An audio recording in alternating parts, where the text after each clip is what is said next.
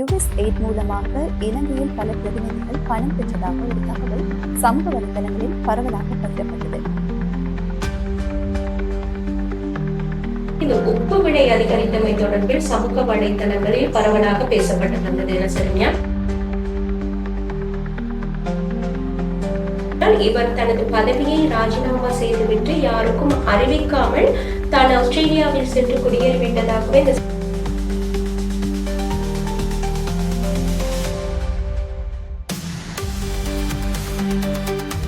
வணக்கம் சுஜி.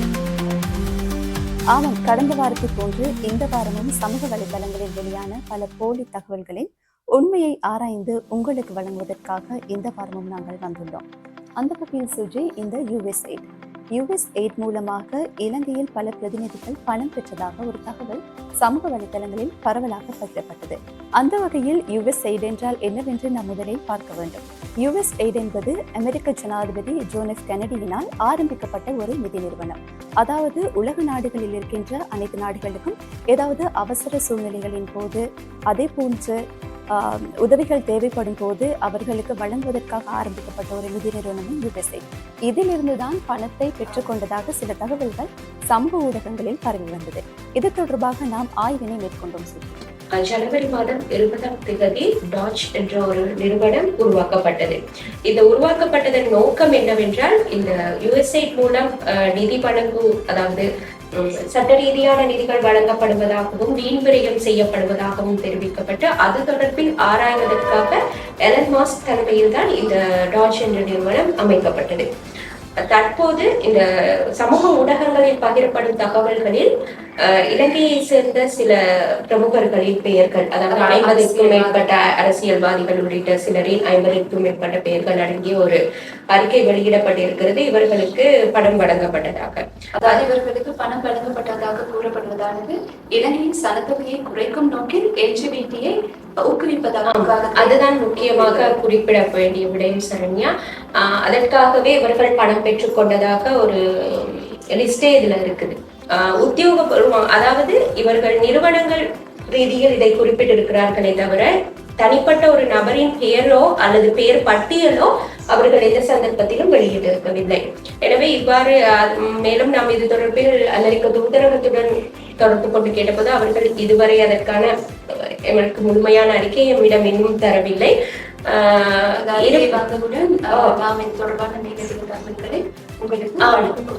இருக்கும். தொடர்ந்து நாம் பார்க்கலாம். அதோட உப்பு விலை, ஏன்னா இப்ப நாட்டில் நிறைய பொருட்கள் விலை கூடுது, சில பொருட்கள் தட்டுப்பாடுகள் ஏற்பட்டிருக்கு. அதோடு சம்பந்தப்படுத்தி இந்த உப்பு விலை அதிகரித்தமை தொடர்பில் சமூக வலைத்தளங்களில் பரவலாக பேசப்பட்டு வந்தது. என்ன சரியா? ஆமாம், அந்த உப்பு பக்கெட் புகைப்படம் ஒன்று வெளியிடப்பட்டிருந்தது.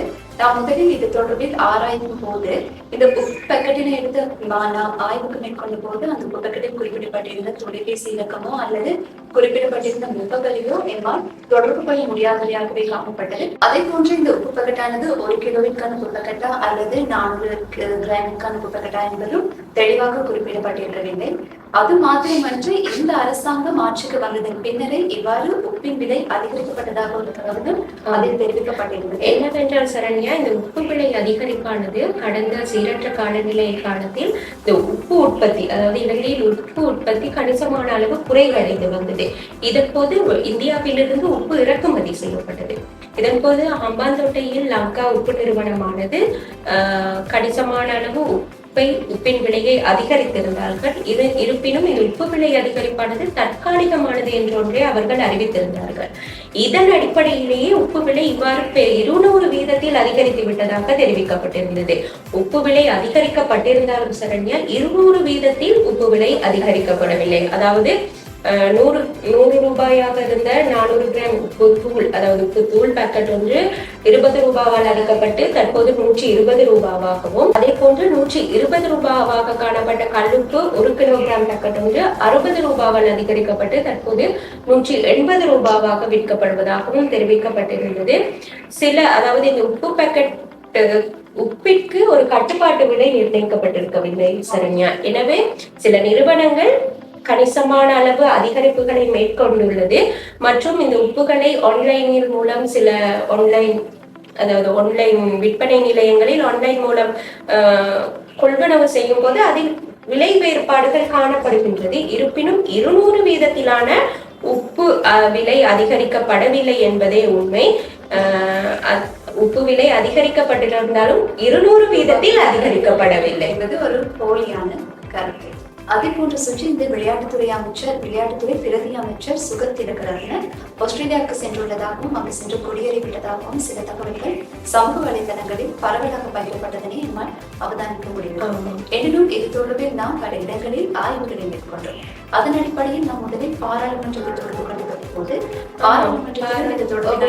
அதாவது சரண்யா, ஒரு அமைச்சரோ பிரதி அமைச்சரோ இது முக்கியமாக இது என்னவென்றால், இவர் தனது பதவியை ராஜினாமா செய்துவிட்டு யாருக்கும் அறிவிக்காமல் தான் ஆஸ்திரேலியாவில் சென்று குடியேறிவிட்டதாகவே இந்த சமூக வலைதளங்களில் இது பரவலாக பகிரப்பட்டு வந்தது. காரணம், ஒரு அமைச்சர் தனது பதவியை ராஜினாமா செய்வதாக இருந்தால் முதலில் அமைச்சரோ பிரதி அமைச்சரோ அது தொடர்பில் ஜனாதிபதிக்கு தனது ராஜினாமா கடிதத்தை அனுபவிக்க வேண்டும். அதே போன்று அவர் பாராளுமன்ற உறுப்பினர் பதவியில் இருந்து செல்லும் பட்சத்தில் அது தொடர்பில் பாராளுமன்ற செயலாளர் நாயகத்திற்கு அறிவிக்க வேண்டும்.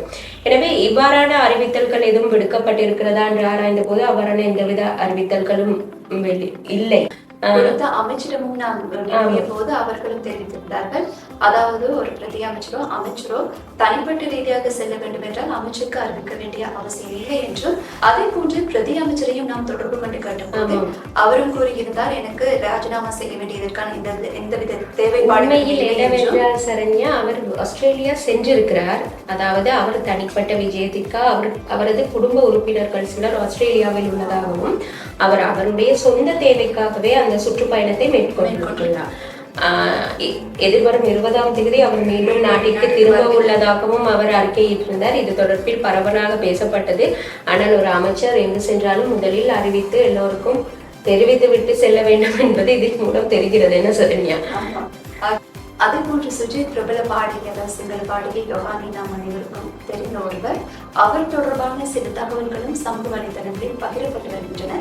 அதிலும் மிகவும் குறிப்பிட்டு கூற வேண்டிய ஒரு விடயம், யோகானி குறிப்பிட்ட சில நாட்களாவது நுட்பமான முறையில் பணம் முறையில் துரித கதியில் பணம் ஈட்டும் முறை தொடர்பில் அவர்களுடைய நிகழ்ச்சியின் போது தெரியப்படுத்தியதாக குறிப்பிட்டு இந்த தகவல்கள் பகிரப்பட்டு வந்தது சரண்யா. இது தொடர்பில் நாம் ஆராய்ந்த போது, அதாவது லங்காதீப பத்திரிகையினால் மேற்கொள்ளப்படும் தனு இனசி தம்பியினால் தொகுத்து வழங்கப்படும் தனு டக்கியாண்ட என்ற ஒரு யூடியூப் சேனலில் ஒரு நேர்காணல் ஒன்று இடம்பெறுகிறது. இந்த நேர்காணலின் போது இவர் துரித கதியில் பணம் சம்பாதிக்கும் விதம் தொடர்பில் ஒரு வழிமுறையை தொடர்பில் மக்களுக்கு தெரிவித்ததாகவும், அந்த நிகழ்ச்சியின் போதே அதில் தனு இனசி தம்பியினால் பணம் முதலீடு செய்யப்பட்டு கூடுதல், அதாவது 6 லட்சம் முதல் 8 லட்சம் ரூபாய் வரையில் சம்பாதித்துக் கொள்ள முடியும் என்றும் தெரிவிக்கப்பட்டிருந்ததாக, அதாவது இது டெய்லி மிரர் பத்திரிகையை அடிப்படையாக கொண்டு டெய்லி மிரர் பத்திரிகையில் இவ்வாறு யோகானி தெரிவித்தமையினால் இலங்கையில் பொருளாதார ரீதியில் சில தளம்பல்கள் ஏற்பட்டுள்ளதாக ஒரு செய்தி வெளியாகியுள்ளதாக சமூக வலைதளங்களில் பகிரப்பட்டது சரண்யா. நாம் டெய்லி மிரர் பத்திரிகை ஆசிரியரிடம் கேட்டபோது அவர்கள் இது தொடர்பில் குற்றப்புலனாய்வு திணைக்களத்தில் முறைப்பாடு செய்துள்ளதாகவும் எமக்கு தெரிவித்தனர். எனவே நாம் இது தொடர்பில் தனு இனசி தம்பி மற்றும் யோகானி இவர்களிடம் வினவிய போதும் இது அதாவது இவ்வாறான ஒரு நிகழ்ச்சி நடந்திருப்பது உண்மை சரண்யா. நிகழ்ச்சி 2024ஆம் ஆண்டு பிப்ரவரி மாதம் 9ஆம் தேதி நீங்களும் யூடியூபில் சென்றால் பார்வையிடலாம். அதனை அந்த தினத்தில் அந்த நிகழ்ச்சி பதிவாகியுள்ளது. அதே போன்று நாம் தனுவிடம் வினவிய போது அவர் தெரிவித்திருந்தார், தான் அந்த நிகழ்ச்சியில் நேரடியாக எவ்விதமான முதலீடுகளையும் மேற்கொள்ளவில்லை என்றும், அதே போன்று கேள்விகளையும் கேட்கவில்லை என்று தெரிவித்திருந்தார். அதே போன்று யோகானியின் முகாமையாளர் அவரிடம் கேட்ட போதும் யோகானி இது போன்ற முதலீட்டு விடயங்களில் ஈடுபடவில்லை என்று அவருடைய விடயத்தை நமக்கு உறுதிப்படுத்தினார். அதே போன்று சரண்யா, நாம் கொஞ்சம் சர்வதேச பக்கம் சென்று பார்க்கலாம். சர்வதேச பக்கம் மட்டுமல்ல, இந்த ஏஐ மீண்டும் தாக்கம் செலுத்தியுள்ளது சரண்யா. ஒரு வாரம் இந்த ஏஐ மூலம் வருகின்ற பிரச்சனை ஏராளம். ஏஐ என்றே கூடிக்கொண்டிருக்கிறோம். இந்த போச்சா நிக்ரா அப்படின்னு ஒரு வரலாற்று சிறப்பு மிக்க இடம் இருக்கு ஜெர்மனி. யுனெஸ்கோவினால் மிக பாரம்பரிய நகரமாக பெயரிடப்பட்ட ஒரு நகரம். அதில் அகழ்வாராய்ச்சிகள் மேற்கொள்ளப்பட்டதாக சமூக வலைதளங்களில் பல புகைப்படங்களை நாம் காண முடியுது. அது தொடர்பில் நாங்கள் ஆய்வு மேற்கொள்கிறது. அவ்வாறு பதியப்பட்ட புகைப்படங்கள் போலியானவை என என்பது ஆய்வுகளிலிருந்து உறுதியானது. அதன் அடிப்படையில் நாம் மேற்கொண்ட ஆய்வுகளின் போது இந்த புகைப்படங்கள் AI தொழில்நுட்பத்தினால் உருவாக்கப்பட்ட புகைப்படங்கள் என்பது கண்டறியப்பட்டது. அதே போன்று இந்த போட்டான் நிக்ரா கிறிஸ்துவுக்கு பின் 2ஆம் நூற்றாண்டில் கட்டப்பட்டது என்றும் அதில் தெரிவிக்கப்பட்டிருந்தது. ஆனால் இது தொடர்பில் அந்த நகர பல்கலைக்கழகம் ஒன்றின் பேராசிரியர் சர்வதேச உண்மையை கண்டறியும் நிறுவனத்திற்கு இது தொடர்பில் தெரிவித்திருந்தார். அதாவது இது உண்மையில் கிறிஸ்துவுக்கு பின் 170களில் கட்டப்பட்டது என்றும் இது 4 வாயில்களை கொண்டதாக அமைந்திருந்தது. ஆனால் தற்போது ஒரு வாயில் மட்டுமே காணப்படுகின்றதாகவும் இது நகர வாயிலாகவும், அதே போன்று அந்த புகைப்படத்தில் காட்டப்பட்டுள்ளது போன்று உண்மையான போட்டான் நிக்ரா புகைப்படத்தில் காட்டப்பட்டது போன்று அல்லாது ஆழமான ஒன்று என்றும் அவர் தெரிவித்திருந்தார். அதே போன்று யுனெஸ்கோவால் உலக பாரம்பரியமாக பிரகடனப்படுத்தப்பட்ட ஒரு இடத்தில் அகழ்வாராய்ச்சிகள் நடத்தப்படும் போது சரண்யா அது தொடர்பில் கண்டிப்பாக உள்நாட்டு மற்றும் சர்வதேச ஊடகங்களில் செய்திகள் கண்டிப்பாக வெளியிடப்பட்டிருக்கும். அது தொடர்பில் நாம் ஆராய்ந்த போது எந்தவித செய்திகளும் வெளியாகி இருக்கவில்லை. ஆனால் இந்த புகைப்படத்தை பார்த்தவுடன் இது உண்மையிலுமே அகழ்வாராய்ச்சி இடம்பெறுவதாக சித்தரிக்கக்கூடிய ஒரு புகைப்படம் தான் சரண்யா. அதை நீங்கள் பார்த்தீர்கள் என்றால் தெரியும். உண்மையில் அவ்வாறான ஒரு புகைப்படம் தான். இருப்பினும் AI எவ்வளவு தூரம் இதில் தாக்கம் செலுத்தி இருக்கிறது என்பதை நாம் இதனூடாக காணக்கூடியதாக இருக்கிறது. என்ன சரண்யா? ஆமாம் சரண்யா, நாம் இது போன்ற நிறைய விடயங்கள், நிறைய கிளைம்ஸ் உங்களுக்கும் வரக்கூடும். அதாவது உங்களுடைய Facebook மற்றும் சமூக ஊடகங்களில் இது போன்ற கிளைம்ஸ் நீங்களும் பார்க்கக்கூடியதாக இருக்கும். அது போன்ற உண்மையை கண்டறிய வேண்டும் என்று நீங்கள் நினைத்தால் எங்களை தொடர்பு கொள்ளலாம். எங்களுக்கு அறிய தர வேண்டிய இலக்கம் 07715146966 என்ற தொலைபேசி இலக்கத்தினூடாக தொடர்பு கொண்டு நீங்கள் உங்களுடைய, அதாவது உங்களுக்கு எதுவும் சமூக வலைத்தளங்களில் எதுவும் தவறான தகவல்கள் பகிரப்பட்டு இருக்கிறது என்று தோன்றும் பட்சத்தில் அது தொடர்பில் எங்களுக்கு அறிய தரலாம். இதே இலக்கத்தில், அதாவது 07715146966 என்ற இதே தொலைபேசி இலக்கத்திற்கு உங்கள் கிளைம்ஸ்களை வாட்ஸ்அப் மூலமும் எங்களுக்கு அனுப்பி வைக்கலாம். அது மட்டுமல்ல சரண்யா, எங்களுடைய Facebook மற்றும் யூடியூப், டிக்டாக், இன்ஸ்டாகிராம் போன்ற வலைதளங்களிலும் நாம் இது போன்ற போலியான தகவல்களின் உண்மைத்தன்மையை ஆராய்ந்து வெளியான கட்டுரைகள், அதே போன்ற காணொலிகளை பதிவிட்டிருக்கிறோம்.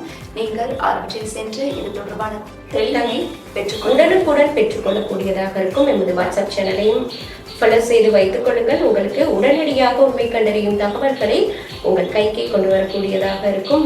சரண்யா, மீண்டும் ஒரு நிகழ்ச்சியில் சந்திக்கலாம். வணக்கம்.